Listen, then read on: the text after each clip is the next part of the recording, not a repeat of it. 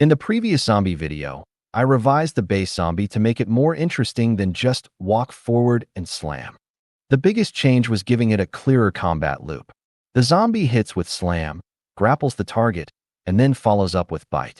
That means the zombie is no longer just a slow pile of hit points. It is a creature that locks you down, forces you to spend actions getting away, be it by actually making the check to get out, or by focusing your attacks on it, and punishes you if you let it stay on top of you. That gives us a much stronger foundation to build from. But there's still a problem. Even if the base zombie is more interesting now, zombie hordes can still become repetitive if every single zombie works the exact same way. If every zombie has the same speed, same attacks, same defenses, and same role in the encounter, players are eventually going to get bored. They'll figure out the pattern, fall into autopilot, and treat the whole horde like one repeated stat block. So, this video is about fixing that problem. Not by replacing the revised zombie, but by building on it. These variants keep the same basic zombie identity. Slow, for the most part, difficult to keep down, and dangerous when it gets its hands on you. But each one adds a small twist based on what that zombie used to be. The goal is not to make every zombie complicated. The goal is to make a horde feel varied without forcing the DM to run 5 completely different monsters. So today, I'm looking at 5 zombie variants. The Dragonborn zombie, the Lizardfolk zombie, the Minotaur zombie, the Kobold zombie, and the Aasimar zombie. Each one still uses the revised zombie as the foundation, but also changes the encounter in a different way. First up, the Dragonborn zombie. This is probably the most straightforward variant, as there's only one real change to it. At its core, it is still using the revised zombie loop. It still wants to hit with slam, grapple, and follow up with a bite. But the big addition is Rotting Breath. Instead of using a normal Dragonborn breath weapon, this zombie exhales necrotic rot in a cone. That is a simple change, but it does a lot. First, it immediately sells the flavor. This is not a living Dragonborn breathing fire, lightning, cold, acid, or poison, though I could see poison work for this. This is a dead Dragonborn whose remaining breath weapon has been corrupted by undeath.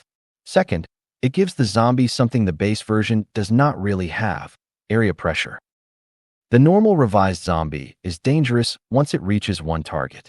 It grabs that target, bites them, and forces the party to deal with that situation. The Dragonborn zombie can threaten multiple creatures before that even happens. If the party is clustered in a hallway, doorway, stairwell, or small room, Rotting Breath punishes that formation. That changes how players approach it. They can't just say, "It's a zombie, let the frontliner handle it." Now they have to think about spacing. And that is exactly what a good variant should do.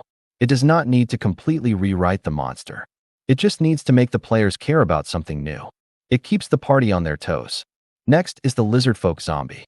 This one is much more situational, and honestly, I'm fine with that. Not every variant needs to be equally strong in every encounter. The Lizardfolk zombie is still mostly the revised zombie. It still has the same basic grapple and bite behavior, but it has a stronger bite, a higher AC, and a swimming speed on dry land. That makes it a slightly tougher zombie with a more dangerous mouth. That's fine, but near water, it becomes much more interesting.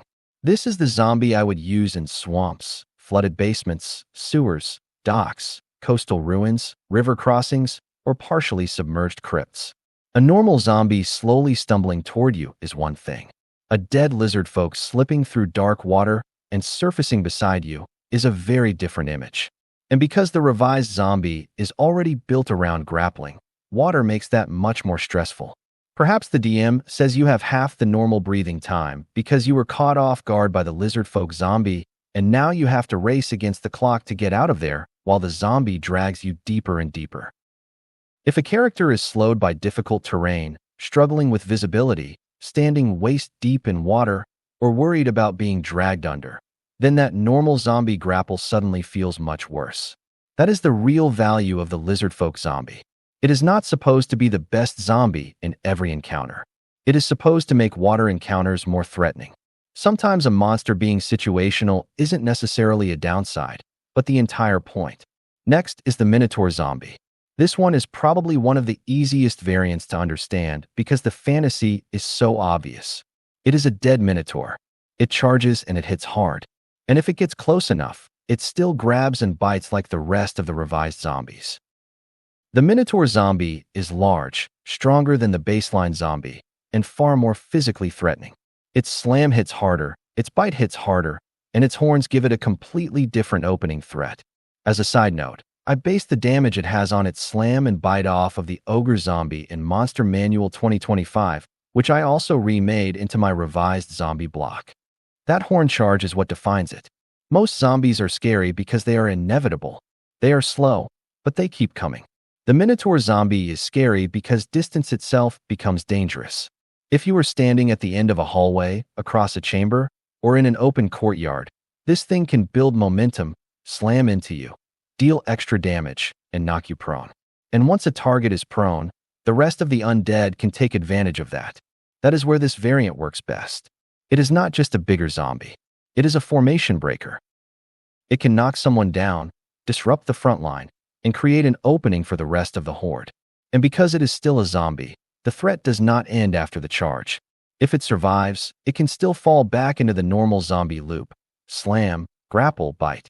That makes it a great centerpiece for a lower-level undead encounter or a nasty supporting brute in a larger fight. Now let's talk about the Kobold zombie. This one is different from the others because it is not really about personal power. The Dragonborn zombie has a breath weapon. The Lizardfolk zombie has terrain advantage. The Minotaur zombie has brute force. The Kobold zombie is about making the horde better. Its main feature is Draconic Cry. As a bonus action, the Kobold zombie cries out at enemies nearby, and until the start of its next turn, the zombie and its allies have advantage on attack rolls against those enemies. Remember all those Screamer zombie variants from various zombie games? That's kind of what the Kobold zombie is. Because remember, the most important part of the zombie's turn is landing slam. If slam hits, the target gets grappled. If the target gets grappled, the zombie follows up with bite. So anything that makes slam more accurate is actually much stronger than it looks. A Kobold zombie by itself is not especially terrifying, but a Kobold zombie standing near 2 or 3 other zombies can make the whole group much more dangerous. Suddenly those zombies are more likely to land their grapples, more likely to land their bites, more likely to force the party into bad positions. That turns the Kobold zombie into a support piece, and I think that is important for zombie variants. Not every variant needs to be a damage dealer. Some variants should exist because they make the encounter function differently. The Kobold zombie gives players a target priority problem. Do they focus the Minotaur zombie because it is the biggest threat? Do they try to kill the Dragonborn zombie before it breathes on everyone? Are they able to avoid the Lizardfolk zombie near the water? Or do they kill the Kobold zombie because it's making all of the weaker undead more accurate? That is where zombie hordes become fun. The encounter stops being a pile of identical bodies and starts becoming a proper battlefield. Each zombie is still simple. Each zombie is still readable, but the party cannot treat all of them the same way. Finally, we have the Aasimar zombie. This is one of the more visually distinct variants. A normal Aasimar carries some trace of celestial power. So, when one becomes undead, I did not want that divine remnant to just disappear. Instead, I wanted it to feel corrupted. This zombie still uses the same basic foundation as the others. It still uses the slam and bite combo. It still wants to grab a target and tear into them. But it also has a fly speed. Not a fast one, just 20 feet. And I think that's enough. The point is not to turn this into a highly mobile aerial monster. It is still a zombie. It is still slow. But now it can float over obstacles, rise over difficult terrain, drift above water, bypass low barriers, or slowly descend toward a backliner who thought they were safe. That immediately changes the way the party has to look at the battlefield. With most zombies, you can use terrain to slow them down. With the Aasimar zombie, some of that terrain stops matching. Then there is Necrotic Shroud. At the end of each of the zombies' turns, creatures within 10 feet make a charisma saving throw. On a failure, they take a small amount of necrotic damage and become frightened until the end of the zombie's next turn. The damage is not huge. It is not supposed to be. The value is the pressure. This thing floats into the middle of the fight and radiates corrupted divine energy. It frightens nearby enemies, chips away at them, and makes positioning more uncomfortable. That gives the Aasimar zombie a completely different role from the others. The Dragonborn zombie punishes groups. The Lizardfolk zombie punishes bad terrain choices. The Minotaur zombie punishes distance. The Kobold zombie supports the horde.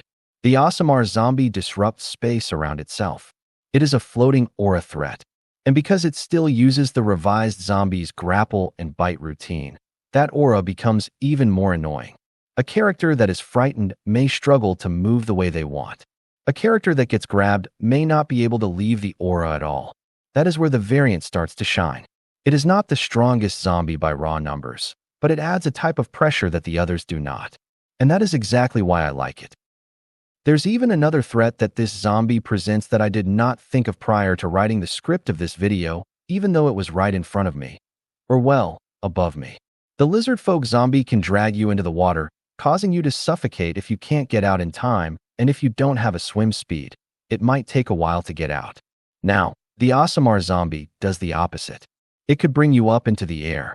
Now you're on a different kind of timer. Instead of caring about your breathing time, you're caring about how high up you get, because the higher you go, the more damage you're taking on the way down. It'll be a while before it gets anywhere meaningful, but if it does, you're in trouble. Now, one could argue that a zombie might not be smart enough to do this, and that's perfectly fine. It was just something I thought of while writing this script, and it could be yet another interesting way to utilize the zombie. You could excuse the Lizardfolk zombie for dragging you into the water since it could be written off as instincts, but I understand if you don't use the Aasimar zombie in a similar manner. Anywho, this is the main lesson with all of these variants.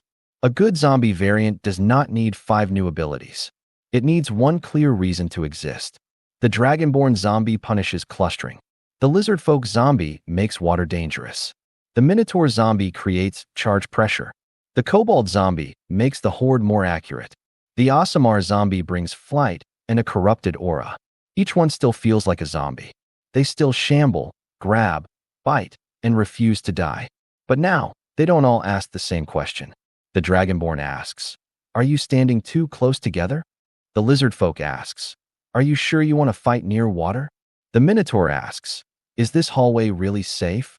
The Kobold asks, "What happens when the horde starts working together?" And the Aasimar asks, "Are you sure the air above you is safe?" That is how I want zombie hordes to feel.